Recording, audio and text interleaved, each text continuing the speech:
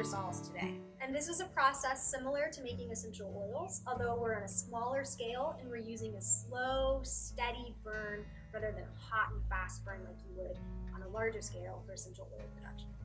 For those of you who haven't heard of hydrosols, they're an aromatherapy product. To me, I see them as very much the bridge between aromatherapy and herbalism. That's because they smell amazing, you can use them in body care products and for energetic work like you would in aromatherapy, but they're a much more closer connection to the plant and using material that we foraged outside. You can grow your own materials for hydrosol, and more kind of in the line of thinking that many herbalists use. It's backyard medicine. It's safe, and it's easy to make yourself, and it allows a real connection between you and the plants that you're growing and working with. So to me, hydrosols are this really cool combination where herbalism and aromatherapy collide. First, a little bit about the actual still itself. It's made up of a few pieces.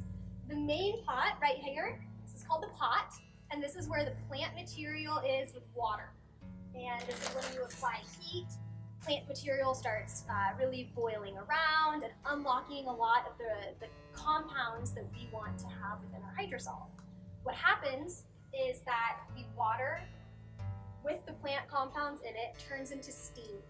The steam comes up through the column, and this is a flip top still, which means that this column, if you aren't using it, can be flipped down. You don't have to use it. Some stills don't even come with a column. The steam is going to come up through here into this is called the hat. It collects and goes down what's called the swan neck, and then the steam comes into the condenser where we have really cold water pumping through on a closed loop system. And the steam is then turned back into water, which comes down through here and drips down into a Florentine separator. And the Florentine separator is what we use to separate the water, the hydrosol, from the small amount of oil or essential oil that comes out with it. So this is the same general process that is used on an industrial scale for making essential oils. However, on a home level, with this amount of plant material and a still this size, you're not going to get enough essential oils to really have that even be your goal. You may get a very, very small amount. We'll see here as we go. And some plants give more than others. These two cords that you see coming in here are what the bottom one is pumping water into the condenser coils. And you want cold water to come in, the hot water rises up, and then the hot water flushes out and back into the cooler where we have some ice in here. And it's going to make the water cold again before it gets pumped back in. And so basically what we have here is just a closed loop system that keeps the condenser coils cool. So what I'm doing right now is using like plumber's electric tape. It's thread seal tape to make sure that these PVC pipes aren't going to leak a bunch of water as they're coming in and out of my condenser. And there you go. And a lot of people use this tape to also seal the joints in the still itself. We're going to use the more traditional method, which is a paste of rye flour and water. Okay, so the next thing we're going to do is pack the still. What we did is we separated our cedar leaves from the twigs and kind of the more woodier parts of the plant. And we just harvested this cedar this morning. And we call it cedar here in Kansas, but it's actually juniper. It's Juniperus virginiana. And you can also distill the little blueberries that are on it, which I think would be a lot of fun. So what you want to do is as you're packing your still, you want to get it full of plant material, and you just kind of push down to make sure it's full. But you don't pack it down so intensely that it's like a rock hard solid. You still want to make sure the water can kind of swirl among the plant material.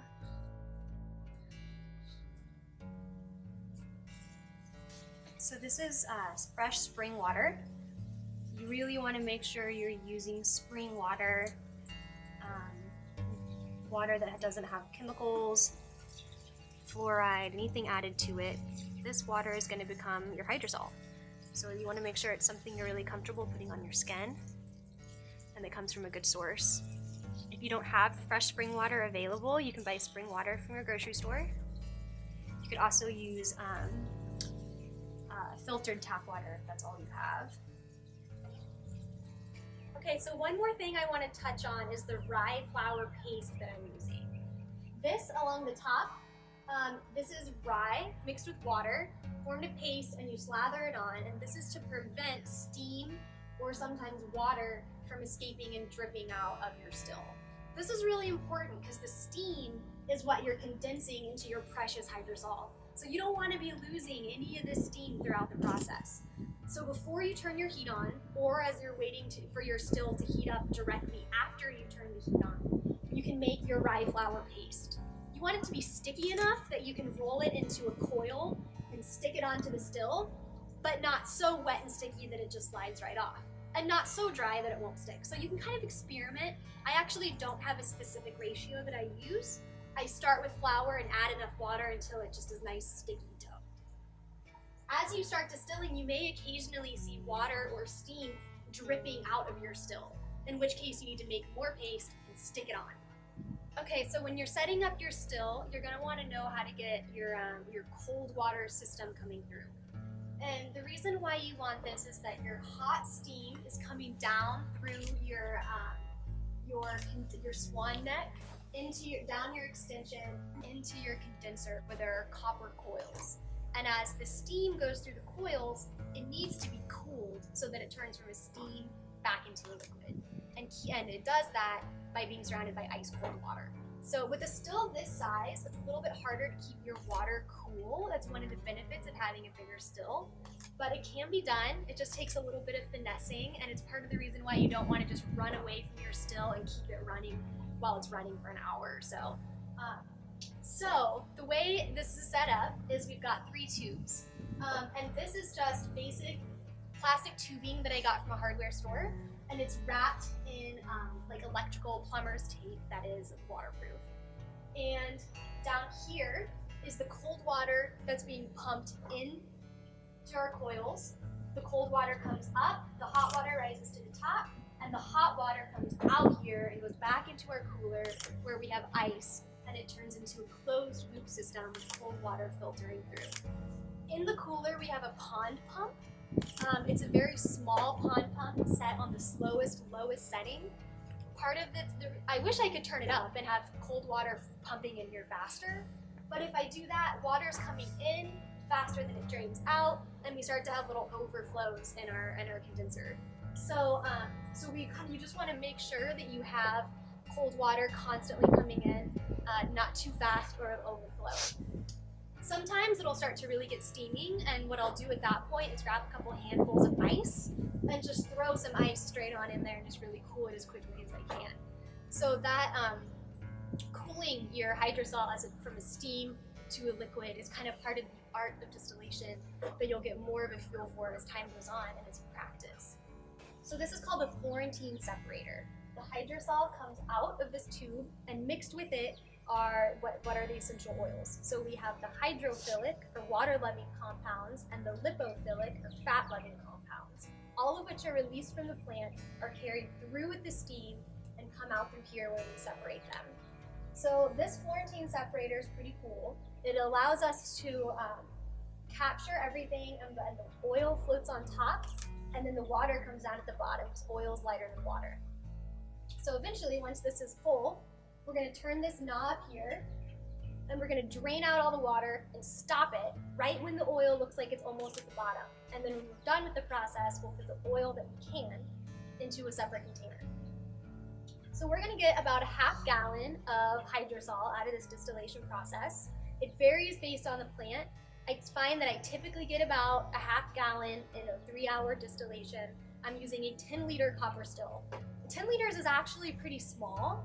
A lot of people will get 20, 30 liters, but I found 10 liters works really well for me, mainly because I'm not trying to get essential oils. I'm going for the hydrosol, and I'm using all plants that I can grow in my garden. So you might be thinking, oh, I want essential oil, sign me up for the biggest one I can get. But remember that you have to fill it with plant material. So if you don't have access to a lot of fresh plant material, it's going to be difficult for you to fill a 20, 30 liter still. So just kind of keep that in mind, that's a balance. Okay, so we've covered our Florentine separator, and we went through our condenser coils with all the hookups with our closed loop water system. So the final piece of this is our actual still pot, and I want to talk to you guys a little bit about the system I have set up for heating. So I have a large propane tank.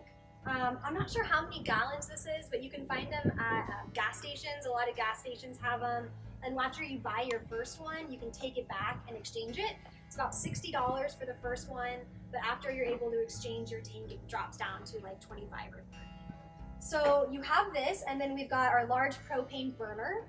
And this is one that you make if you're gonna be distilling regularly. I would recommend investing in a nice propane burner where you can really adjust your temperature.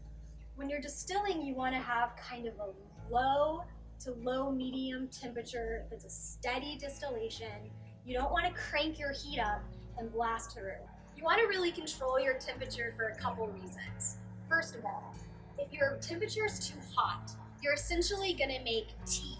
And as the tea bubbles up, it's gonna come in and overflow, and you're gonna get hot boiled tea in your Florentine unit rather than hydrosol. So that's gonna totally contaminate what you're working on, and you don't want that.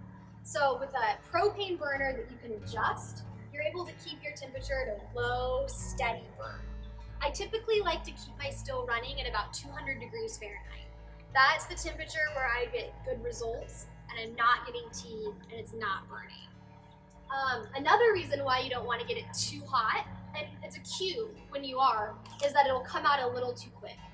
So for still this size, this could I would maybe even consider this a little bit too fast of a trickle. I like to see a slow, steady drip over the course of about 3 hours. So seeing this, I'm gonna turn my heat down a little bit.